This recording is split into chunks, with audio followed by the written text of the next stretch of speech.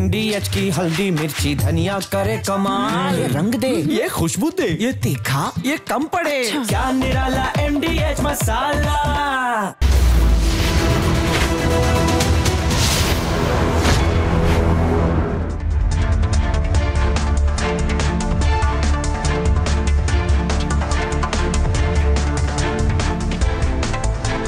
नमस्कार, मैं हूं आपके साथ मृदुल शर्मा और आप देख रहे हैं देश का नंबर 1 न्यूज शो ये भारत की बात होगी। देश के हर बात दिखाएंगे आपको देश और दुनिया की तमाम बड़ी खबरें। और आज की पहली और सबसे बड़ी खबर बता रहा हूं जो आपका सीना गर्व से चौड़ा कर देगी। मोदी के सामने डोनाल्ड ट्रंप गिड़गिड़ाने लगे, थर्राने लगे, कपकपाने लगे। दिखाता हूं आपको हुआ क्या। पहले देखिए आप, मोदी और ट्रंप की दोस्ती थी और दुनिया में यह तस्वीर भी दिखाई जाती थी, लेकिन अब इस दोस्ती में डोनाल्ड ट्रंप की हरकतों की वजह से दरार पड़ गई है और भारत और अमेरिका के रिश्ते पर सवाल उठने लगे हैं। लेकिन आपको बताता हूं यह हुआ कैसे। डोनाल्ड ट्रंप कल तक मोदी के साथ थे, लेकिन जैसे ही प्रधानमंत्री मोदी ने भारतीयों का हित देखा और अपने पुराने दोस्त पुतिन के साथ ये मुलाकात हाल ही में चाइना में हुई है, इसके बाद डोनाल्ड ट्रंप घबरा गए और इसी मुलाकात के बाद वो अलग अलग तरह के बयान भी दे रहे हैं। और ये एक तस्वीर देखिए, पुतिन और मोदी 1 घंटे तक कार में मौजूद रहे और इधर जिनपिंग भी है। इधर देख रहे हैं आप, पुतिन, मोदी और जिनपिंग। ये तिकड़ी जो है ये डोनाल्ड ट्रंप की मुश्किल बढ़ाने वाली है और इसी ने डोनाल्ड ट्रंप को गिड़गिड़ाने पर मजबूर कर दिया है। कैसे डोनाल्ड ट्रंप गिड़गिड़ाए दिखाता हूं आप। ये आप देखिए, यही है वो पोस्ट जिसकी दुनिया भर में चर्चा हो रही है। और इस पोस्ट में डोनाल्ड ट्रंप कह रहे हैं कि हमने भारत और रूस को खो दिया है चाइना के हाथ, और कह रहे हैं कि आप अच्छे से रहे, आपका भविष्य साथ में हो। और ये डोनाल्ड ट्रंप की हार है, ये डोनाल्ड ट्रंप ने हार मान ली है।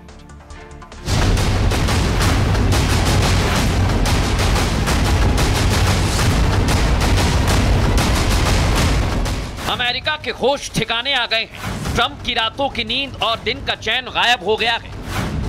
मोदी, जिनपिंग और पुतिन की तिकड़ी ने अमेरिका को घुटनों पर ला दिया है। एचसीओ की बैठक के महज 2 दिन बाद ट्रंप को भारत के खोने का एहसास होने लगा है।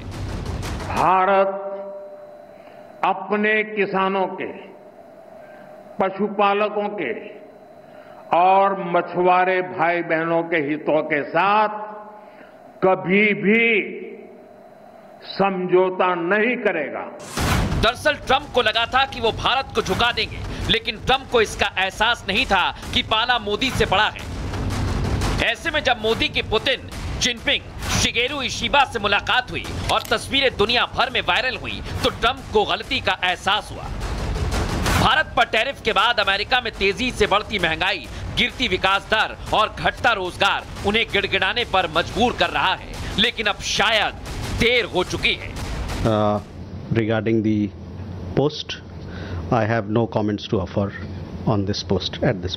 I have no comments to offer on this post at this. I have no comments to offer on this post at this. तो देखा आप कैसे डोनाल्ड ट्रंप गिड़गिड़ा रहे हैं। भारत ने कुछ नहीं कहा है, लेकिन मैं आपको वजह बताता हूं कि डोनाल्ड ट्रंप के साथ हुआ क्या है। ध्यान से सुनिए इसे। डोनाल्ड ट्रंप को सच का एहसास होने लगा है। उन्हें लगा कि उन्होंने बहुत बड़ी गलती कर दी है। राष्ट्रपति डोनाल्ड ट्रंप ने आज एक बहुत बड़ा बयान दिया है दर्शकों। उन्होंने कहा भारत अब चीन के पाले में जा चुका है। राष्ट्रपति ट्रंप ने सोशल मीडिया पर एक पोस्ट किया जिसमें लिखा, ऐसा लगता है कि हम भारत और रूस को चीन के हाथों खो चुके हैं। उम्मीद है कि उनका भविष्य अच्छा होगा।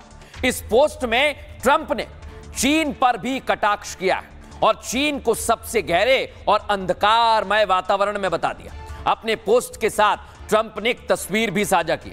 यही है वो तस्वीर जिसमें मोदी, पुतिन और जिनपिंग साथ दिख रहे हैं। हालांकि ये तस्वीर कुछ साल पुरानी है। मैं बता दूं आपको, 2 दिन पहले भी ट्रंप ने एक बयान दिया था। उस दौरान भी डोनाल्ड ट्रंप बड़े लाचार दिख रहे थे, ऐसे जैसे आपको अभी दिखाई दे रहे। ट्रंप ने कहा भारत, चीन और ब्राजील जैसे देश अपने ऊंचे टैरिफ से अमेरिका को मार रहे हैं। मैं टैरिफ को दुनिया में सबसे बेहतर मानता हूं। भारत सबसे ज्यादा टैरिफ लगाने वाला देश है। अब उन्होंने मुझे 0 टैरिफ का ऑफर दिया है। उस दौरान डोनाल्ड ट्रंप के तेवर ढीले पड़ गए थे दर्शकों, और आज के मीडिया पोस्ट ने भी उनकी सच्चाई को दुनिया के सामने ला दिया। लेकिन भारत ने डोनाल्ड ट्रंप के बयान पर सधी हुई प्रतिक्रिया दी है। मीडिया द्वारा पूछे गए सवाल पर भारत ने कमेंट करने से इनकार कर दिया है, क्योंकि भारत नई राह पर निकल पड़ा है, जिसका संकेत प्रधानमंत्री नरेंद्र मोदी ने दिया है। प्रधानमंत्री नरेंद्र मोदी ने क्या संदेश दिया है, सुनवाता हूं आपको। लाल किले से मैंने वोकल फॉर लोकल, स्वदेशी अपनाने का बड़ा आग्रह किया, आह्वान किया है। स्वदेशी यानी जो कुछ भी हमारे देश में पैदा होता है, जो हमारे देश में बनता है, वो चीजें जिसमें मेरे देशवासियों के पसीने की महक है, वो चीजें जो मेरे देश की मिट्टी की सुगंध जिसमें है, वो मेरे लिए स्वदेशी है। जैसे हर घर तिरंगा है ना, हर घर स्वदेशी, घर घर स्वदेशी।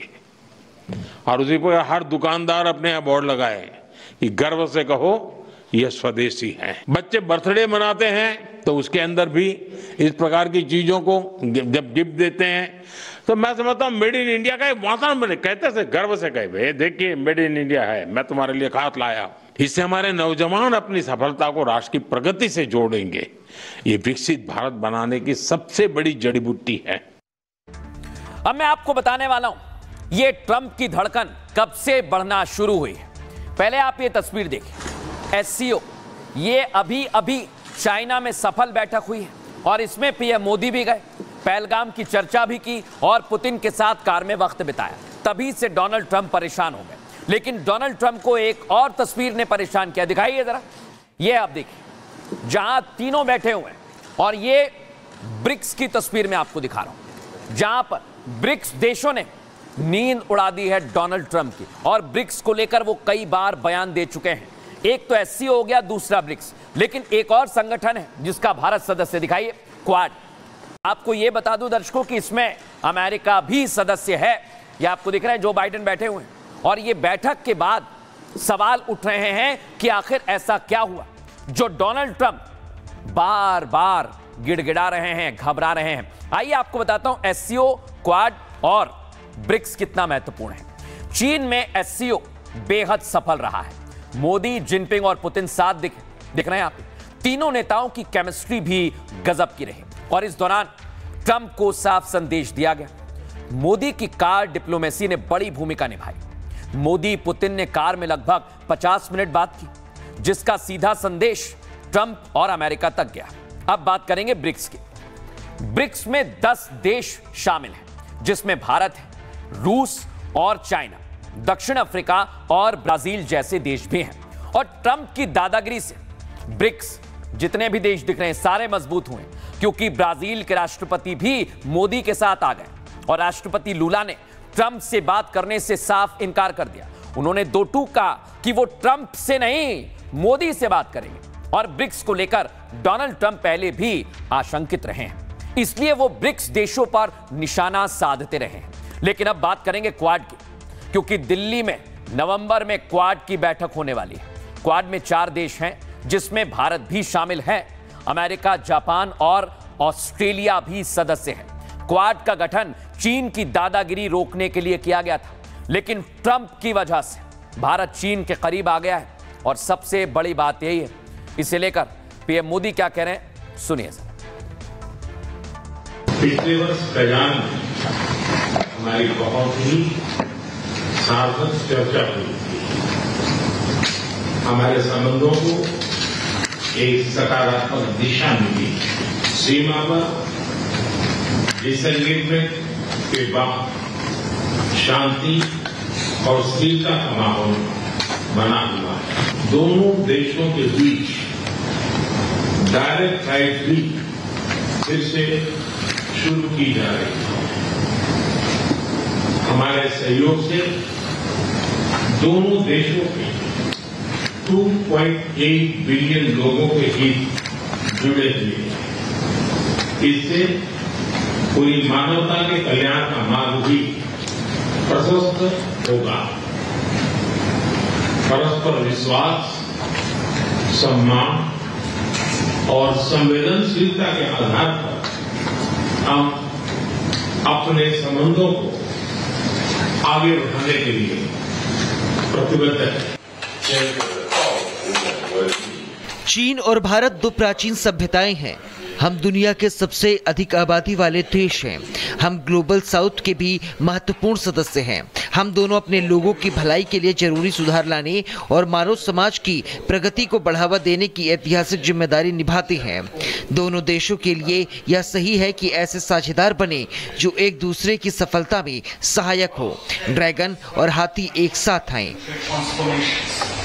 मैं आपको अब बताने वाला हूं दर्शकों कि ट्रंप का विरोध उनके भी देश में होने लगा है और बाहर भी। ये आप देख रहे हैं, कनाडा में अमेरिका के सामान का बहिष्कार किया जा रहा है और ये बहुत बड़ी बात आपको बता रहा हूं क्योंकि टैरिफ की शुरुआत कनाडा से की गई थी, लेकिन अब अमेरिका के सामान का यहां बहिष्कार हो रहा है। अब आपको अगली तस्वीर दिखाता हूं, मैक्सिको की दिखाइए जरा। मैक्सिको में भी प्रदर्शन किया जा रहा है और ये प्रदर्शन जो आप देख रहे हैं मैक्सिको का, ये भी कई सवाल खड़े करता है क्योंकि यहां पर भी अमेरिका के सामान का बहिष्कार किया जा रहा है। लेकिन इस बीच डोनाल्ड ट्रंप डिनर कर रहे हैं। दिखाइए जरा तस्वीर, ये आप देखिए। डोनाल्ड ट्रंप ने व्हाइट हाउस में डिनर बुलाया और यहां पर 5 भारतीयों को बुलाया गया, लेकिन आपको जो एलन मस्क दिख रहे हैं वो नहीं पहुंचे। आप सोचेंगे एलन मस्क तो इतने खास हैं, वो तो बड़े व्यापारी हैं, दुनिया के सबसे अमीर शख्स हैं, लेकिन वो भी नहीं पहुंचे हैं। इसका सीधा मतलब यह है कि डोनाल्ड ट्रंप परेशान हो गए क्योंकि अमेरिका में भी कई लोग हैं जो ट्रंप के साथ नहीं है। वो किसके साथ आ गए? वो भारत के साथ आ गए। दिखाता हूं मैं आपको कौन कौन है जो ट्रंप के खिलाफ है। ट्रंप अकेले पड़ गए, ट्रंप अपने पैर पर कुल्हाड़ी मार रहे हैं, समझिए इसे, और ट्रंप के फैसले के दूरगामी परिणाम होंगे। भारत दुनिया का सबसे बड़ा लोकतांत्रिक देश है, ये कह रही है निकी हेली। अमेरिका के पास भारत जैसा मित्र होना बेहद जरूरी है। अब बात करेंगे जॉन कैरी जो पीएम मोदी के बगल में खड़े हुए हैं। ट्रंप मोदी तकरार सही नहीं है। वो कहते हैं कि ट्रंप की टैरिफ पॉलिसी से हालात बिगड़ गए। भारत को अल्टीमेटम या ऑर्डर देना बिल्कुल गलत है। जैक सुलिवन पहले भी बोल चुके हैं, डोनाल्ड ट्रंप ने बिल्कुल गलत किया। डोनाल्ड ने मोदी को पहचानने में गलती की है। मोदी सरकार के खिलाफ एग्रेसिव नीति अपनाई है और ट्रंप की नीतियों की वजह से भारत चीन के करीब आ गया है। वहीं स्टीव हैंके, ये अमेरिकी अर्थशास्त्री हैं दर्शकों, ये ट्रंप की आर्थिक नीतियां बकवास हैं, ये कह रहे हैं इससे वैश्विक अर्थव्यवस्था पर असर पड़ रहा है। 50% शुल्क का फैसला रेत पर टिका हुआ एक टीला है और ट्रंप का आर्थिक मॉडल टिकाऊ नहीं है, वो ढह जाएगा जल्द ही। जॉन बोल्टन भी हैं जो अमेरिका के पूर्व एनएस हैं, उन्होंने तो कहा कि भारत से दुश्मन जैसा व्यवहार किया गया। ट्रंप को दोस्त और दुश्मन की पहचान नहीं है। अमेरिका को लेकर भारत का भरोसा टूट रहा है। ट्रंप की वजह से अमेरिका को बड़ा नुकसान होगा। और जेफरी सैश, वो भारत पर 50% टैरिफ को मूर्खतापूर्ण फैसला बताते हैं। इस फैसले से अमेरिका अलग थलग पड़ जाएगा। ट्रंप ने भारत के खिलाफ ये आत्मघाती कदम उठाया है और इस फैसले से ब्रिक्स और एससीओ मजबूत हो जाएगा। सोचिए आप, अगर ऐसा होता है तो दुनिया में क्या प्रभाव पड़ेगा। हमने एक्सपर्ट से भी बात की, सुनिए जरा वो क्या कह रहे हैं। एटीट्यूड बहुत नेगेटिव है। एटीट्यूड बहुत ही सरेंडरिंग है कि आप खुद रिश्ते बिगाड़ के आप खुद ही ऐलान कर रहे हैं कि इंडिया जा चुका है किसी अलायंस में। यूएसए को समझना पड़ेगा कि अब मल्टीपोलर वर्ल्ड आ गया है। शायद उनको ये लगा था कि भारत को धमकाएंगे कि हम तुम्हारा टैरिफ बढ़ा रहे और भारत डर जाएगा, लेकिन भारत ने अपना स्टैंड रखा। आज वो बदला हुआ भारत है। वो भारत नहीं है कि पहले हाथ जोड़ के खड़े हो गए कि आप क्या कह रहे हो जी, बिल्कुल सही है, आप जो कह रहे हो मानते हैं हम। देखा आपने, सुन लिया एक्सपर्ट। लेकिन अब मैं बताता हूं कि डोनाल्ड ट्रंप घुटनों पर क्यों आ गए, वो ताकत क्या है। आइए जरा आपको विस्तार से बताते हैं। ताकत है पुतिन, मोदी और जिनपिंग। जहां जनसंख्या के मामले में कुल आबादी तीनों की 304 करोड़ है और इधर अमेरिका 34 करोड़ पर है, यहां भी ट्रंप पीछे है। अब जनसंख्या के बाद नंबर आता है आर्थिक ताकत का। आर्थिक ताकत आप देख रहे हैं, 38 ट्रिलियन डॉलर चाइना की, भारत की 16 ट्रिलियन डॉलर है, रूस की 7 ट्रिलियन डॉलर है और कुल मिलाकर 61 ट्रिलियन डॉलर। अमेरिका यहां पर जीडीपी के मामले में पीछे है 29 ट्रिलियन डॉलर पर। अब मैं आपको दिखाता हूं व्यापारिक कारोबार। चीन 5.50 ट्रिलियन डॉलर, भारत 1.40 और रूस 0.60 ट्रिलियन डॉलर, कुल मिलाकर 7.50। लेकिन अमेरिका 5 पर है, यानी यहां पर भी ट्रंप पीछे हैं। और क्षेत्रफल के मामले में भारत, रूस और चाइना 300 लाख वर्ग किलोमीटर पर हैं और अमेरिका 99 लाख वर्ग किलोमीटर पर। यही तिकड़ी है जो ट्रंप को बेचैन कर रही है दर्शकों। और इसी वजह से कहा जा रहा है कि ट्रंप परेशान हो गए हैं, फंस गए हैं, घुटनों पर आ गए हैं और अब गिड़गिड़ाने लगे। और इधर डबल अटैक हो गया। अमेरिका में सुप्रीम कोर्ट में सुनवाई हुई। सोचिए आप, ये डोनाल्ड ट्रंप के टैरिफ को लेकर सुनवाई चल रही है, लेकिन जैसे दुनिया भर में टैरिफ को लेकर डोनाल्ड ट्रंप तर्क दे रहे हैं, आज उन्होंने सुप्रीम कोर्ट में भी तर्क दिया। तर्क क्या दिया है दर्शकों, देख रहे हैं आप। वो बार बार रूस यूक्रेन युद्ध का मुद्दा उठाते हैं और भारत को इसमें खींच कर लाते हैं। यहीं पर ट्रंप सबसे बड़ी गलती कर रहे हैं। लेकिन अब मैं आपको बताने वाला हूं कि आज ट्रंप जब सुप्रीम कोर्ट पहुंचे तो कैसे मोदी की सुप्रीम कोर्ट में चर्चा हुई। आइए बताते हैं आपको। दरअसल अमेरिका को भारत की ताकत का एहसास है, इसलिए ट्रंप सुप्रीम कोर्ट में भी भारत का इस्तेमाल कर रहे हैं। ट्रंप ने टैरिफ पर सुनवाई के दौरान भारत का नाम लिया है दर्शकों। ट्रंप सरकार ने कहा कि अमेरिका के लिए नई टैरिफ पॉलिसी बहुत अहम है। रूस यूक्रेन जंग रोकने के लिए भारत पर टैरिफ लगाना जरूरी है, क्योंकि भारत की वजह से रूस यूक्रेन जंग खत्म नहीं हो रही है। भारत पर 50% टैरिफ युद्ध रोकने में मदद करेगा। मतलब ट्रंप ने मान लिया, समझिए इसे, कि वो रूस यूक्रेन जंग को नहीं रुकवा सकते। ऐसे में भारत एकमात्र देश है जिसके जरिए वो सफल हो सकते हैं, क्योंकि पीएम मोदी और राष्ट्रपति पुतिन की दोस्ती गहरी है, जैसा आप देख रहे हैं। मोदी पर दबाव पड़ेगा तो पुतिन मजबूर हो जाएंगे और इसका कितना फायदा अमेरिका को होगा यह कहना मुश्किल है। लेकिन सुप्रीम कोर्ट में मोदी सरकार का जिक्र, भारत की ताकत बताता है। दरअसल निचली अदालत ने टैरिफ नीति को गलत बताया था दर्शकों। कोर्ट ने दो टूक कहा था कि ट्रंप की टैरिफ नीति गैर कानूनी है। संविधान ने ट्रंप को ऐसा कोई अधिकार नहीं दिया है। जिसके बाद ट्रंप सरकार सुप्रीम कोर्ट पहुंच गई है और निचली अदालत ने 7-4 से फैसला सुनाया था। लेकिन अब डोनाल्ड ट्रंप की मुश्किल बढ़ती जा रही है। लेकिन अब मैं आपको बताता हूं, इस पर भी सियासत हो रही है। क्या कुछ कहा जा रहा है, ध्यान से सुनिए। भारत को अपनी समग्र संप्रभुत्व नीति तय करनी होगी। ये नहीं कि आज चाइना हमारे लिए, अरे मास्टर स्ट्रोक हो गया प्रधानमंत्री जी का, कल अब की बार ट्रंप सरकार ही मास्टर स्ट्रोक हो गया। सभ्यता जनित मुल्क है, इसकी कोशिशें आत्म केंद्रित और आत्ममुग्ध नहीं होनी चाहिए। अब तो मोदी जी के दोस्त, पुराने दोस्त हैं ट्रंप। नमस्ते ट्रंप कौन कर रहा था, यही लोग कर रहे हैं। और जो इनकी लॉबी है, बड़े बड़े बिजनेसमैन हैं, अगर वो चाहें तो ट्रंप के ऊपर दबाव बन सकता है, अगर वो सनातनी हैं तो। चलिए आइए खबरों में आगे बढ़ूंगा और आपको लेकर चलता हूं महाराष्ट्र। और देश भर में इस बात की चर्चा हो रही है क्योंकि मुंबई आतंकियों के निशाने पर आ गई है। लेकिन उन आतंकियों को योगी ने आज क्या संदेश दिया है, यह भी आपको दिखाऊंगा। पहले दिखाता हूं, कल बहुत बड़ा पर्व है अनंत चतुर्दशी। दिखाइए जरा। अनंत चतुर्दशी के दिन मुंबई में गणेश विसर्जन होता है, जिसकी तस्वीर आप देख रहे हैं। फुल फ्रेम दिखाइए जरा इसे। और इसी पर आतंकी साया मंडराने लगा है, क्योंकि पूरी मुंबई में कल सड़कों पर आम जनता रहेगी, करोड़ों लोग रहेंगे और ये आतंकियों के निशाने पर आ गए।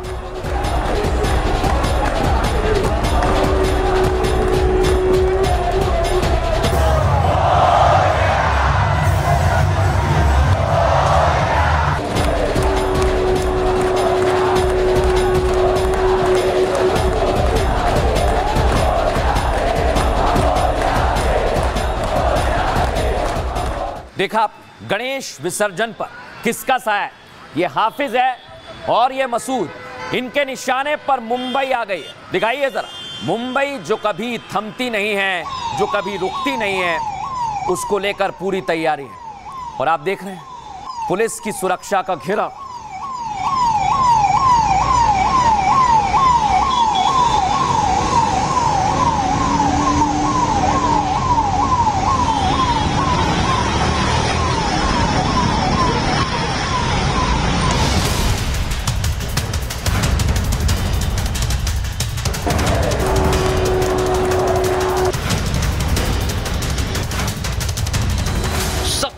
बड़े उत्सव पर सबसे बड़ा खतरा।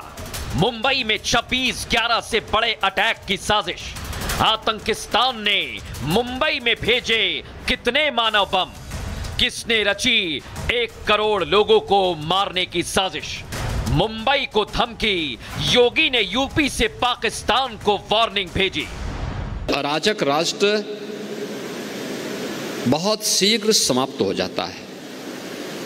यानी अराजक राष्ट्र की स्थिति वैसे ही होती है जैसे आज आप पाकिस्तान की स्थिति देखते होंगे। ये अराजकता किसी भी राष्ट्र को दुर्गति के कगार पर ले जा करके उसके अस्तित्व के सामने प्रश्न चिन्ह खड़ा कर सकता है। मैसेज क्लियर है, कब और कैसे आतंकिस्तान का खात्मा होगा योगी ने तारीख लिख दी है। भारत को धमकाने चले, मुंबई को उड़ाने चले आतंकियों के बदले योगी ने पूरे आतंकिस्तान को नक्शे से मिटाने का संदेश दे दिया है।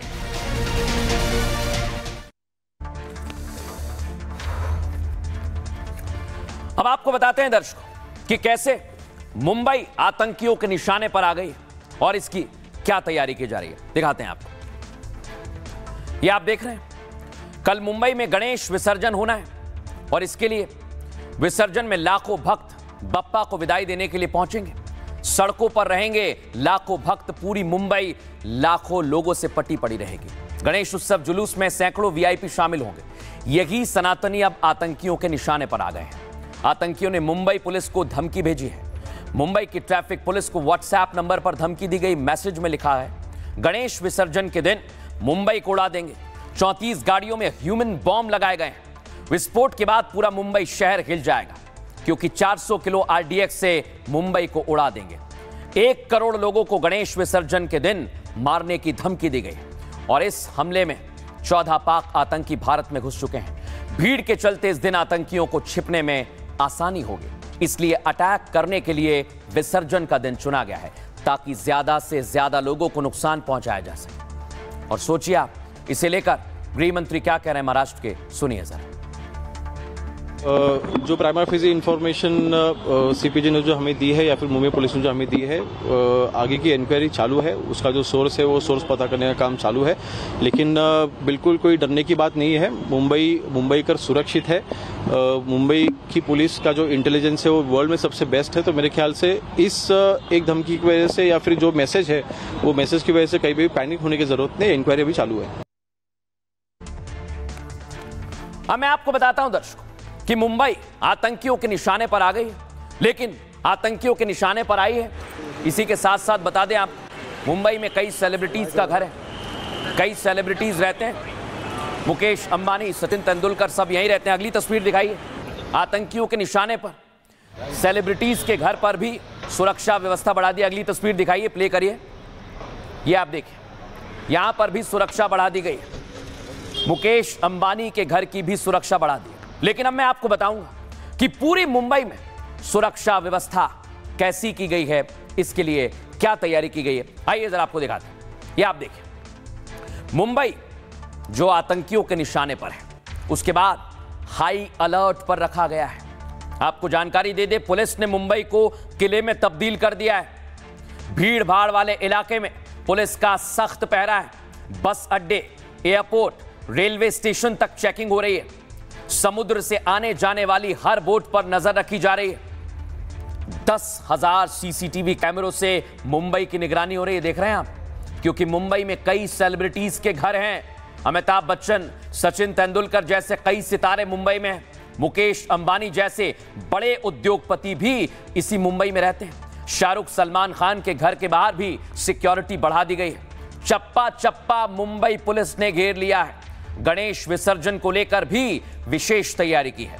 आतंकी धमकी के बाद से सरकार भी अलर्ट है और धमकी के बाद मुंबई में 10 आईपीएस, 40 डीसीपी तैनात किए गए। दर्शकों, 3,000 इंस्पेक्टर, 15,000 कांस्टेबल की तैनाती की गई है। एसआरपीएफ की 14 कंपनी, सीएपीएफ की 4 कंपनियां तैनात की गई हैं ताकि गणेश विसर्जन के दिन नापाक धमकी को नाकाम किया जा सके। और इसे लेकर योगी आदित्यनाथ ने सीधे आतंकिस्तान को आखिरी वार्निंग दे दी है, सुनिए जरा। आचार्य चाणक्य ने एक बात कही थी कि कोई भी राष्ट्र बाह्य रूप से असुरक्षित हो और आंतरिक रूप से उसमें अगर उपद्रव हो तो राष्ट्र अराजक कहलाता है, और अराजक राष्ट्र बहुत शीघ्र समाप्त हो जाता है। यानी अराजक राष्ट्र की स्थिति वैसे ही होती है जैसे आज आप पाकिस्तान की स्थिति देखते होंगे। पूरी तरह अंदर से खोखला हो चुका है, अस्त व्यस्त हो चुका है। ये अराजकता किसी भी राष्ट्र को दुर्गति के कगार पर ले जा करके उसके अस्तित्व के सामने प्रश्न चिन्ह खड़ा कर सकता है। देखा आपने, योगी आदित्यनाथ ने सीधे वार्निंग दे दी है। लेकिन आज मैं आतंकिस्तान को बताना चाहता हूं कि भारत की ताकत क्या है, क्योंकि बलूच आर्मी ने तो पाकिस्तान को खदेड़ दिया है। 300 पाक सैनिकों ने सरेंडर कर दिया। फुल फ्रेम दिखाइए जरा इस तस्वीर में, कैसे बलूच आर्मी पाकिस्तान के सैनिकों को बार बार भगा रही है।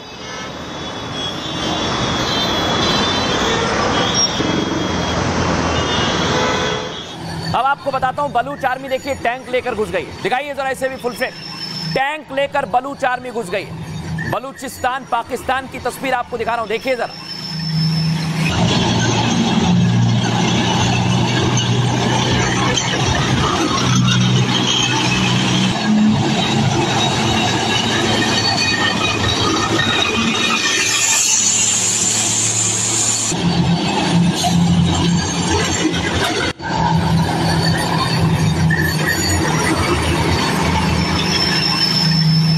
दिखाता हूं दर्शक कि टैंक आ गए, और टैंक आ गए। बलूच आर्मी पाकिस्तान की सेना पर भारी पड़ रही है। ये मुनीर की सेना भाग गई है और ये बलूच आर्मी का झंडा दिखाइए, इसे फुल फ्रेम करिए। पूरी चौकी खाली हो चुकी है, यानी पाकिस्तान के जो सैनिक हैं वो पोस्ट छोड़कर भाग गए हैं।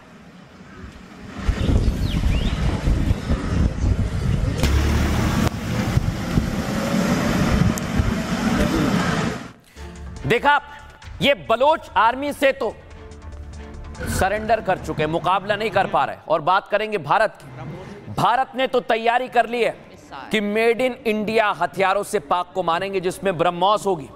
और भारत में जितने भी वेपन बन रहे हैं, जितने भी हथियार बन रहे हैं, वो पाक का खात्मा करने के लिए काफी हैं। लेकिन भारत के वो कौन से हथियार हैं जो आतंकिस्तान को नेस्ते नाबूद कर देंगे, पाक को मिटा देंगे? आइए जरा आपको बताते हैं। अग्नि 5 मिसाइल, इसकी जद में पूरा पाकिस्तान आ जाएगा, शहबाज और मुनीर भी। दुनिया की सबसे ताकतवर मिसाइल है ब्रह्मोस, जिसका ट्रेलर देख चुका है पाकिस्तान। रडार पर भूत की तरह गायब हो जाती है। सोचिए जरा, हाफिज और मसूद के आतंकियों के इसी को लेकर इसी से जहन्नुम पहुंचाया गया। चीन के रडार भी इसको पकड़ नहीं पाए थे। अब बात करेंगे निर्भया क्रूज मिसाइल की। सबसोनिक क्रूज मिसाइल है दर्शकों, रडार से बचने में यह माहिर है। K9 वज्रतोप 15 सेकंड में 3 गोले दागती है, जिसे पाकिस्तान समझ नहीं पाएगा। 145 किलोमीटर तक इसकी रेंज है। INS विक्रांत स्वदेशी वॉरशिप है, 40 लड़ाकू विमानों से लैस है। कराची को भी टारगेट करेगा अगर जरूरत पड़ेगी तो। Pinaka multi barrel rocket launcher, 90 kilometre इसकी रेंज है दर्शक। तेजी से हमला करने में यह माहिर है, अचूक इसका निशाना है। और भारत का स्वदेशी डिफेंस सिस्टम आकाश, जिसने ऑपरेशन सिंदूर में भी खास भूमिका निभाई, 25 किलोमीटर तक हवाई खतरों से निपटने में सक्षम है और इसकी पूरी तैयारी हो चुकी है।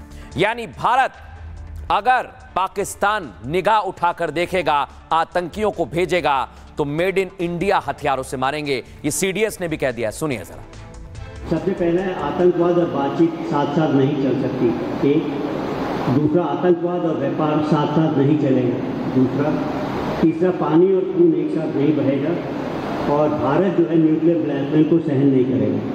हथियारों की जो रीच है वो बढ़ानी पड़ेगी, गहराई, दायरा और डोमेन, तीनों में। डोमेन से मेरा मतलब है नभ, जल और थल, और इसके अलावा साइबर, स्पेस, इन सब में। और ये लॉन्ग रेंज प्रिसिशन टारगेटिंग तो है, लेकिन हमें भारतीय मूल के अपने तरह के हथियार बनाने पड़ेंगे। एयर डिफेंस और काउंटर यूएस सिस्टम, ड्रोन्स के बारे में एकीकरण की को और भी ज़्यादा मजबूत करना पड़ेगा। दर्शकों, आप खबरों में आगे बढ़ेंगे। बाहर के कैसे दुश्मन है ये तो आपने देख लिया, लेकिन भारत के अंदर भी गद्दार कम नहीं है। दिखाता हूं आपको। राष्ट्रीय चिन्ह को अब निशाना बनाया जा रहा है और कश्मीर में क्या हो रहा है, पहली तस्वीर आपको दिखाता हूं। ये आप देखिए, राष्ट्र चिन्ह, यहां पर अशोक स्तंभ लगा हुआ है। दिखाइए जरा कैसे एक बार फिर पत्थरबाजी होने लगी है कश्मीर में।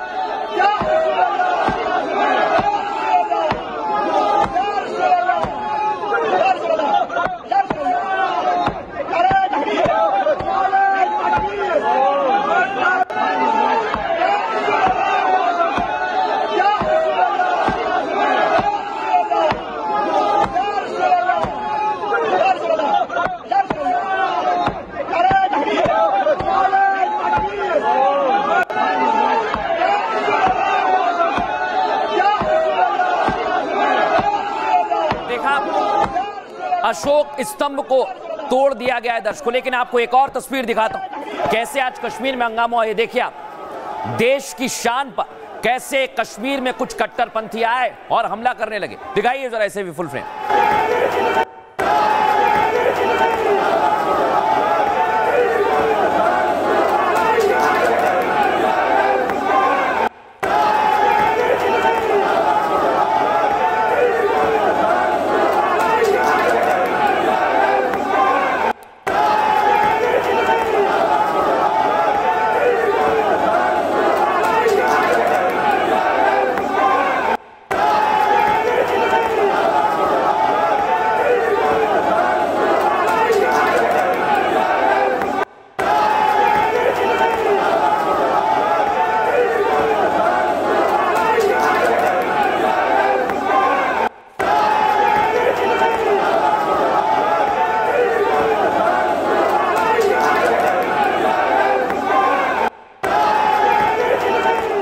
देखा आप, जबरदस्त बवाल हो रहा है और आप देखिए यहां पर अल्लाहू अकबर के नारे लगाए गए और बड़ी संख्या में भीड़ आ गई। सुनवाइए जरा कैसे वहां पर हंगामा हुआ।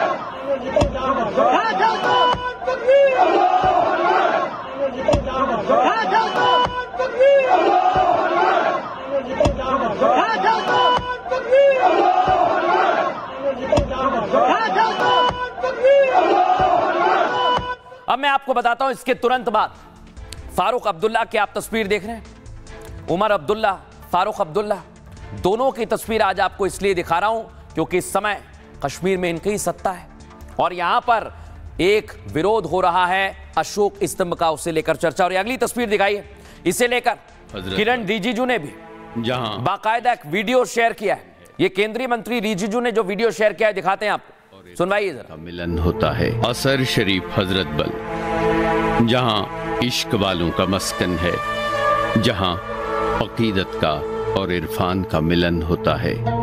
जम्मू कश्मीर की सबसे बड़ी और बुलंद रत्बे वाली दरगाह असर शरीफ हजरत बल, जहां इश्क वालों का मस्कन है, जहां अकीदत का और इरफान का मिलन होता है। जम्मू कश्मीर की सबसे बड़ी और बुलंद रत्बे वाली दरगाह।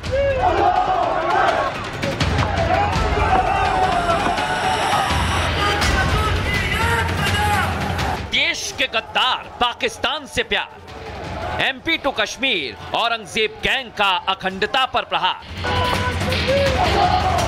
सिर तन से जुदा के नारे लगाएंगे, जिन्ना के गुण गाएंगे, पाकिस्तान के यार अशोक चिन्ह पर प्रहार।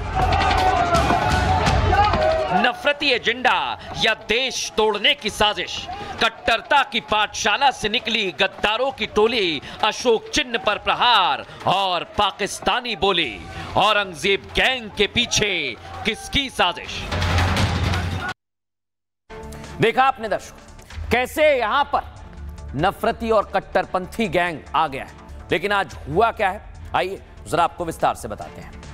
कश्मीर में हजरत बल दरगाह पर जबरदस्त बवाल हुआ। यह बवाल वहां लगे अशोक चिन्ह को लेकर किया गया। हजरत बल दरगाह में 3 सितंबर को यह शिलालेख आप देख रहे हैं, यह लगाया गया और इस शिला पट्टिका पर अशोक स्तंभ का चिन्ह भी लगाया। लेकिन कुछ कट्टरपंथी लोगों ने इसे लेकर विवाद शुरू कर दिया। विवाद इतना बढ़ा कि वहां पर बड़ी संख्या में आम लोग पहुंच गए। देखिए जरा, मुस्लिम समुदाय के लोगों ने इसे इस्लाम के खिलाफ बता दिया और अशोक स्तंभ पर ऐसे जैसे आप देख रहे हैं पत्थरों से हमला किया। हमला कर राष्ट्रीय चिन्ह को चकनाचूर कर दिया गया। दर्शकों, ये पूरे राष्ट्र पर सीधा सीधा हमला किया गया, क्योंकि अशोक चिन्ह देश का अभिमान है, शान है, और भारत के राष्ट्रीय चिन्ह को नफरती गैंग बर्दाश्त नहीं कर पाया। कश्मीर में पहले भी पत्थरबाजी होती रही है, अब घाटी में कट्टरपंथी राष्ट्रीय प्रतीक चिन्हों को मिटाने में लग गए हैं। घटना के बाद से देश भर में इसका विरोध हो रहा है। लोग इस घटना को मुगलों से जोड़ रहे हैं, क्योंकि औरंगजेब को भी भारतीय चिन्हों और मंदिरों से नफरत थी, और औरंगजेब प्रेमी ठीक उसी तरह भारत की पहचान मिटा रहे हैं। लेकिन अब मैं आपको बताता हूं, इसको लेकर बयान भी दिया गया है। क्या कह रहे हैं उमर अब्दुल्ला, सुनिए जरा। आज अल्लाह से दुआ करें, अपने गुनाहों की माफी मांगे। What is your take? Darshan Rabi says it is an attack on constitution. It's a constitution. It's an attack on constitution. Farooq साहब, what is your take? नमाज पढ़ने आया हूं। ये इंसिडेंट बहुत ही अफसोसनाक है, और नेशनल एम्बलम को तोड़ना खुद की, ये तो एक दहशतगर्दाना हमला है, और एक सियासी पार्टी के गुंडे हैं जिन्होंने ये किया है।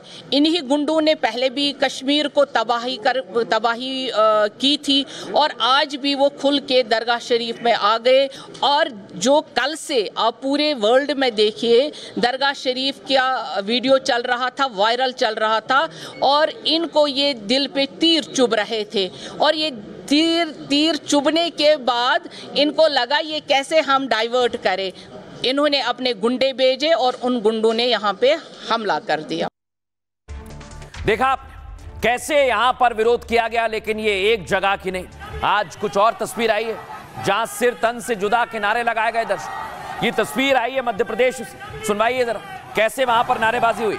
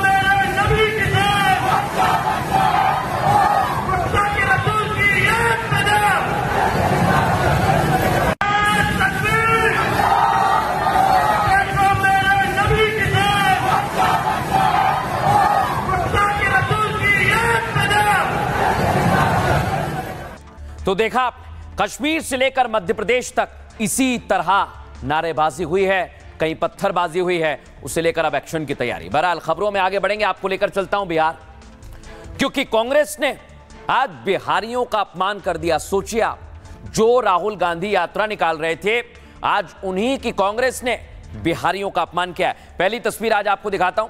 आज नीतीश कुमार केबल ब्रिज पर पहुंचे और इसका शुभारंभ किया। ये तस्वीर आप देख रहे हैं। बिहार में चुनाव से पहले सौगातों का दौर शुरू हो गया। दिखाइए जरा कैसे इसका शुभारंभ किया गया, जनता को समर्पित किया गया।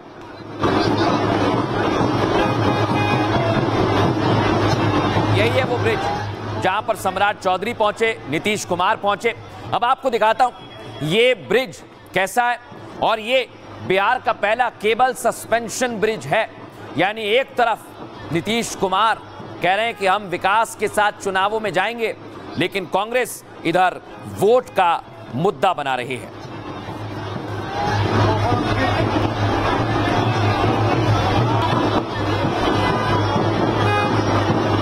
यानी इधर एनडीए की सरकार विकास की बात कर रही है, लेकिन उधर सियासत हो रही है। और आज बाकायदा लालू प्रसाद यादव ने सीधे पीएम मोदी पर हमला किया और कहा कि बिहार को फैक्ट्री नहीं दी है, बिहार में अब कभी विक्ट्री नहीं मिलेगी। इसे लेकर भी बिहार में लालू यादव एनडीए के निशाने पर आ गए। क्योंकि बिहार को विशेष दर्जा देने की भी मांग की गई है और इसे लेकर एनडीए सरकार काम कर रही है।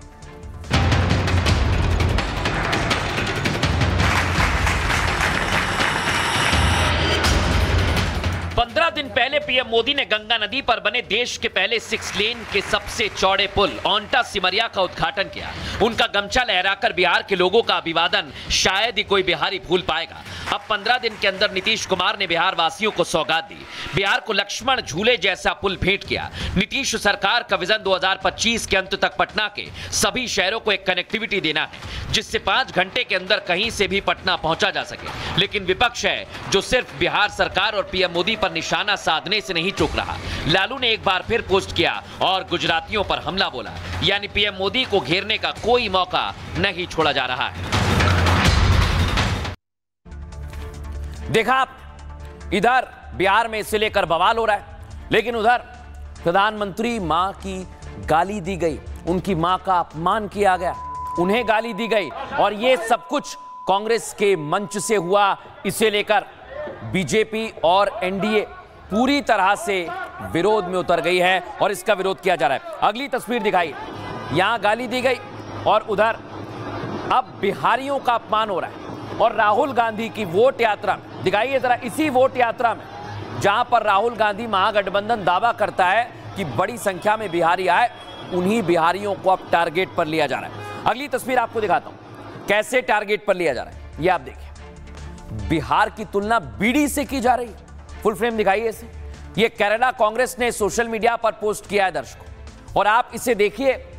कांग्रेस यहां बिहारियों का अपमान करती है और बिहारियों के अपमान पर सोचिए जरा बीडी से तुलना करती है, और अभी तक कांग्रेस पार्टी इस पर कुछ बोली नहीं है। लेकिन दिखाता हूं मैं आपको, जैसे कांग्रेस ने बिहारियों की तुलना बीडी से की, उसके बाद बीजेपी ने हमला बोला और बिहारियों के अपमान पर सीधे हमला बोल दिया।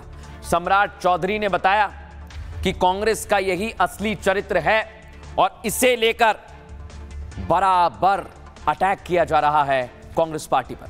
लेकिन आपको बताते हैं, कांग्रेस पार्टी ने, ये आप देखिए, उसके बाद जब मामला बढ़ा और लगा कि बिहार में तो चुनाव है, बिहारियों का अपमान हो रहा है, तो इस बात पर माफी मांगी है।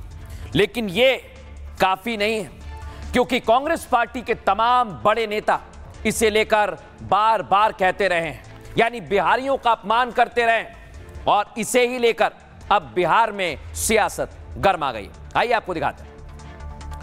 कांग्रेस बिहारियों के अपमान पर उतारू हो गई है। सोचिए जरा, कांग्रेस की केरल इकाई ने बिहारियों का अपमान किया। केरल कांग्रेस ने एक्स पर एक पोस्ट लिखा, बीडी पर जीएसटी दर में कटौती को बिहार से जोड़ दिया। लिखा बी से बीडी और बी से बिहार।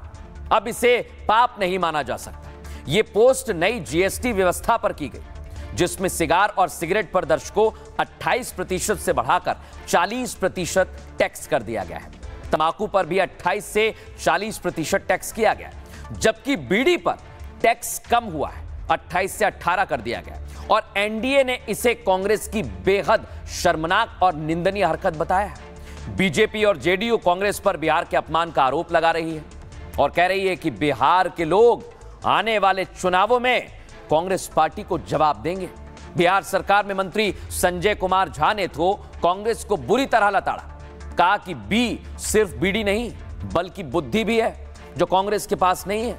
बी का मतलब बजट है, जो बिहार को मिलने पर कांग्रेस को परेशानी होती है। भारी आलोचनाओं के बीच कांग्रेस ने इस पोस्ट को हटा दिया है। लेकिन इस मसले पर कांग्रेस पार्टी के नेता क्या कह रहे हैं, सुनवाता हूं आपको। लोकतंत्र लोकलाज के सहारे चलता है। लोकतंत्र मर्यादा का सम्मान करने से चलता है। अगर हमारी इच्छा सत्ता की ऐसी है कि वो स्वच्छंद हो गई और हम किसी मर्यादा का सम्मान ही नहीं करेंगे, तो जनता उसका नोटिस लेगी। ये केरल कांग्रेस की ही सोच नहीं है, ये कांग्रेस पार्टी की ही सोच है। इन्होंने हमेशा से बिहारियों को बदनाम करने में कभी कोई कसर नहीं छोड़ी। ये कांग्रेस की सोच रही है बिहारियों के खिलाफ वाली, और आज वही सोच उजागर हुई है। जब उनका शासनकाल था तो वो बिहार को सिर्फ और सिर्फ वोट बैंक की राजनीति की तरह हमेशा से इस्तेमाल की और उसके बाद गाली देने का काम ये लोग हमेशा करते हैं। इनकी मानसिकता आज नई नहीं और ना ये कोई बहुत आश्चर्य की बात है। कांग्रेस बिहार के लोगों को गाली देने पे तुली हुई है।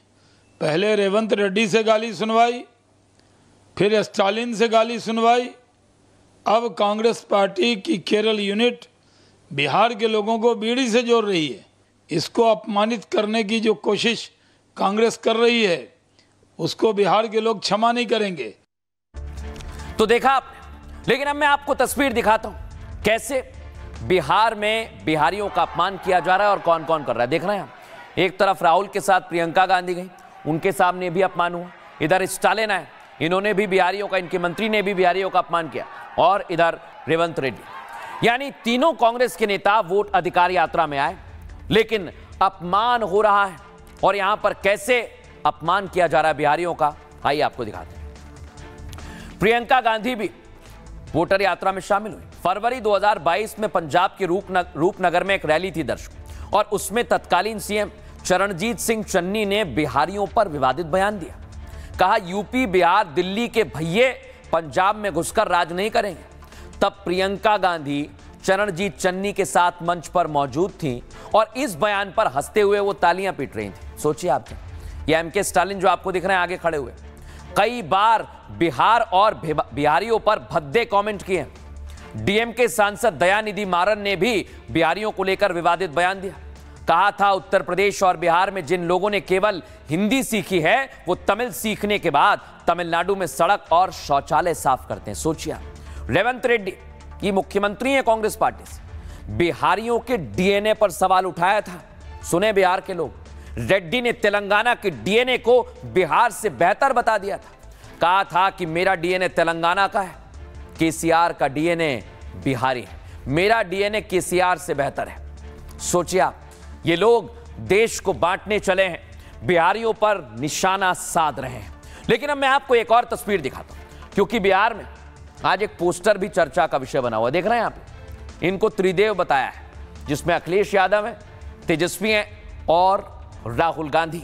लेकिन जैसे ही ये पोस्टर सामने आया है, उधर जो एनडीए में सहयोगी दल हैं उन्होंने भी अपनी राजनीति को तेज कर दिया है और मैदान में आ गए तेजस्वी यादव से लगातार कंपटीशन करने वाले चिराग पासवान। और चिराग पासवान ने भी अब एनडीए के साथ मिलकर महागठबंधन का समीकरण बिगाड़ने की पूरी तैयारी कर ली।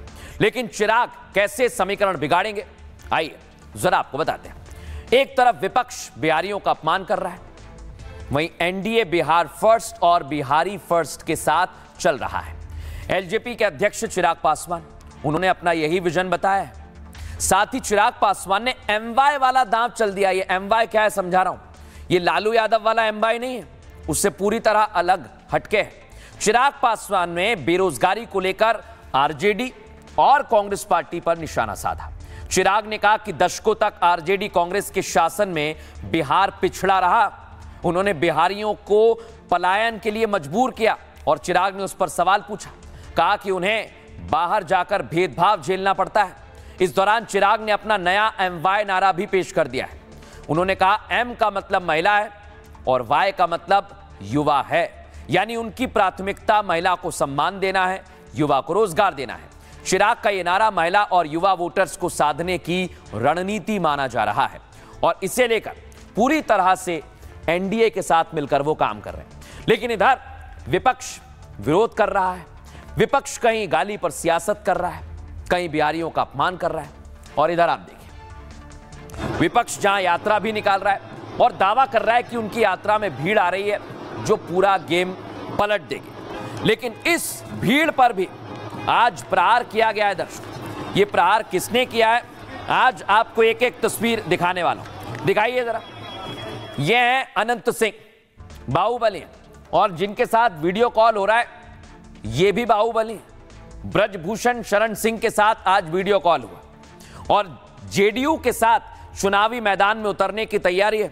लेकिन आज अनंत सिंह ने एक बड़ा दावा कर दिया है और उन्होंने कहा कि महागठबंधन की रैली में जो भीड़ आ रही है वो पैसे देकर बुलाई गई है। देखा, अनंत सिंह और बृजभूषण के बीच में बातचीत हुई है दर्शकों, लेकिन अब मैं आपको बताने वाला हूं दोनों के बीच में क्या बातचीत हुई और राहुल की वोट यात्रा कैसे निशाने पर आ गई। आइए दिखाते हैं आपको। जेल से बाहर निकलते ही अनंत सिंह काफी एक्टिव हो गए। अनंत सिंह बिहार के मोकामा से पूर्व विधायक रहे हैं। बाहुबली अनंत सिंह पर कई आपराधिक मुकदमे भी दर्ज हैं, जिनकी वजह से वो अक्सर विवादों में रहते हैं। अब वो जेडीयू के टिकट से मोकामा से चुनाव लड़ने की तैयारी में है। अनंत सिंह और बृजभूषण जो आपको दिख रहे हैं, इन दोनों के बीच में वीडियो कॉल पर बात हुई। दोनों में करीब 5 मिनट तक बातचीत हुई दर्शकों। अनंत सिंह ने बताया कि राहुल गांधी यहां प्रचार करने आए थे, लेकिन उसका कोई खास असर नहीं दिखा। वो प्रचार करने से ज्यादा माहौल बनाने के लिए आए थे। अनंत सिंह ने कहा कि वोटर अधिकार यात्रा में भी पैसों के सहारे भीड़ जुटाई गई। राहुल की यात्रा में लोग जितने भी दिख रहे हैं ये बाहर से बुलाए गए। इस पर बृजभूषण शरण सिंह ने कहा कुछ हद तक कांग्रेस ने अपनी औकात दिखाई ताकि बीजेपी भी चुनाव में पूरी ताकत झोंके। बृजभूषण शरण सिंह और अनंत सिंह के बीच लंबे समय बाद बातचीत हुई है और दोनों नेताओं को कॉल के दौरान कई बार हंसते और मुस्कुराते हुए भी देखा गया है और इसकी पूरे बिहार में चर्चा हो रही है। लेकिन अब आपको लेकर चलते हैं एक बार फिर महाराष्ट्र, जहां पर नेता अपनी नेतागिरी झाड़ रहे हैं और इस बार निशाने पर आ गए हैं डिप्टी सीएम अजित पवार। देख रहे हैं आप, और ये हैं आईपीएस ऑफिसर हैं। लेकिन क्या हुआ, सबसे पहले आपको तस्वीर दिखाते हैं, दिखाइए जरा। ये आप देखिए, अजित पवार हैं जो अपने बयानों को लेकर, अलग अलग तरह के बयानों को लेकर चर्चा में रहते हैं। कभी किसी पार्टी के साथ जाते हैं, कभी किसी के साथ। लेकिन आज उन्होंने एक फोन कॉल किया, दिखाइए जरा। फोन कॉल सीधे गया आईपीएस ऑफिसर के पास और इस दौरान जब कार्रवाई की जा रही थी तो उन्होंने एक्शन रोकने के लिए कहा। लेकिन इस पूरे फोन कॉल में कैसे अजित पवार एक्शन रोकने का कह रहे हैं, पहले आपको पूरा फोन कॉल सुनवाता हूं, सुनवाइए जरा। सब रुकवाने के लिए स्टेशन ऑफिस चाहिए हमको। हाँ, तो हमको उनको मदद करने का ही काम है चीफ मिनिस्टर आपके साथ बोल रहा हूँ। मैं आपको आदेश देता हूँ कि वो रुकवाओ और आप जाओ और तहसीलदार को बताओ कि अजित पवार जी का फोन आया था। मुझे देखना है ना, मेरा नंबर दे दो या व्हाट्सएप कॉल करो। ठीक है सर, मैं यहाँ से बोल देता हूँ। ठीक है सर, मेरा चेहरा तो आपको समझ में आएगा ना। ठीक है सर। इतना आपको डेयरिंग हुआ है क्या सर? मेरे तो कार्रवाई जो किया है मुझे कैसे पता है सर? कौन है सर? मुझे पता नहीं है ना सर। मैं सिर्फ यही बोल रही हूँ। मैं डिप्टी चीफ मिनिस्टर सर, समझ रही है वो आप बोल रही है जो नंबर दे दो मुझे, मैं डायरेक्ट आपको देता हूँ। ठीक है सर, 944 आपका नंबर दे दो ना सर। 944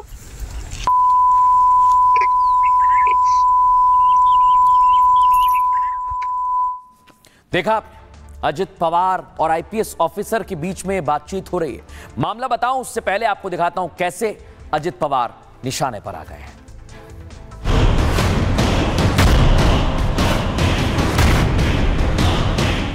सियासी गुणागणित से पावर में आए अजित पवार विवादों में आ गए हैं। दावा किया जा रहा है कि डीएसपी को फोन पर अजित पवार धौंस दिखा रहे हैं, अधिकारी को अपनी कुर्सी की गर्मी समझा रहे हैं और फौरन अवैध खनन के खिलाफ पुलिस एक्शन रोकने का फरमान सुना रहे हैं। मैं आपको आदेश देता हूं कि वो रुकवाओ और आप जाओ और तहसीलदार को बताओ कि अजित पवार जी का फोन आया था। डिप्टी चीफ मिनिस्टर ने मुझे कहा 1 मिनट, मैं तेरे ऊपर एक्शन लूंगा। अभी मैं खुद आपके साथ बोल रहा हूँ कि आप मुझे डायरेक्ट कॉल बताती हो। इस ऑडियो के वायरल होते ही मुंबई से दिल्ली तक सियासत गर्मा गई। इंडी गठबंधन के बड़े बड़े नेता महाराष्ट्र की सरकार को निशाने पर ले रहे हैं। इस ऑडियो को सोशल मीडिया पर खटाखट शेयर किया जा रहा है और टारगेट पर हैं महाराष्ट्र के डिप्टी सीएम अजित पवार। देखा, टारगेट पर आ गए अजित पवार। लेकिन आखिर हुआ क्या था, यह मामला क्या था, आइए आपको बताते हैं। महाराष्ट्र के सोलापुर में एक सड़क का निर्माण चल रहा है और अवैध खनन की शिकायत पर डीएसपी अंजलि कृष्णा वहां पर पहुंची। डीएसपी एक्शन में थी और एनसीपी के कार्यकर्ता इस दौरान पुलिस से भिड़ गए। कार्यकर्ता बाबा जगताप ने सीधे अजित पवार को फोन लगा दिया। फोन कॉल पर अजित पवार ने अपनी पहचान बताई और एक्शन रोकने के लिए कहा, लेकिन पुलिस अधिकारी नहीं मानी। उन्होंने कहा आप मेरे नंबर पर फोन करिए, जिस पर अजित पवार और ज्यादा भड़क गए और कहा कि मैं तुम पर एक्शन लूं क्या, इतनी डेयरिंग है तुम में, नंबर दो, अभी वीडियो कॉल कर रहा हूं। इस विवाद के चलते बहुत आगे बात निकल चुकी है और महाराष्ट्र में अजित पवार के 4 समर्थकों पर एफआईआर भी हो गई है। सोलापुर के कुर्दुवाड़ी पुलिस स्टेशन में मामला भी दर्ज किया गया है। सरकारी काम में बाधा डालने का केस दर्ज किया गया है और इस वीडियो को लेकर भी पूरे महाराष्ट्र में चर्चा है। कैसे इस पर सियासत हो रही है, सुनवाता हूं आपको। कृष्णा जी हैं, उनके साथ ऐसी भाषा में बात कर रहे हैं जो शोभनीय नहीं है। एक महिला आईपीएस अधिकारी को जिम्मेदारी है कि अवैध खनन को रोकना चाहिए, वो बिल्कुल उसको रोक रही थी।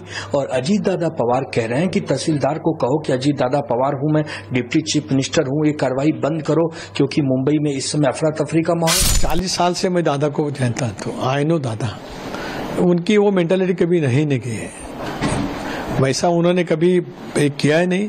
उनका वॉइस नेचुरल वैसा है और वो पूछते हैं, वो बोलते हैं कि पब्लिक काम आए जा रहा, देखो बट उसमें कुछ गलत है ऐसा मैं तो नहीं समझता हूं। नेताओं को इस बात का ध्यान रखना चाहिए कि सभी देश के लिए काम करते हैं। बहरहाल आगे बढ़ेंगे और बात करेंगे आज के सूत्र की।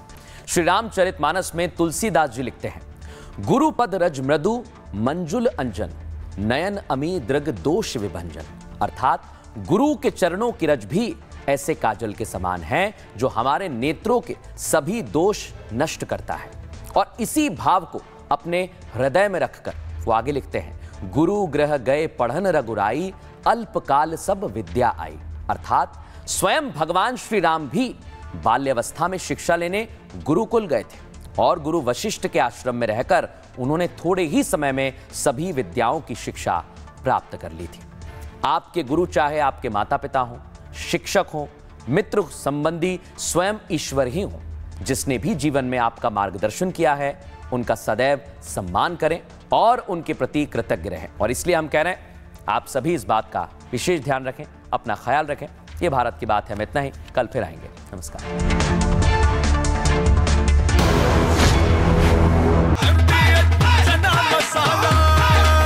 अब छोलिया हो या लोबिया, सफेद चने या काले चने, सब कुछ मजेदार बने।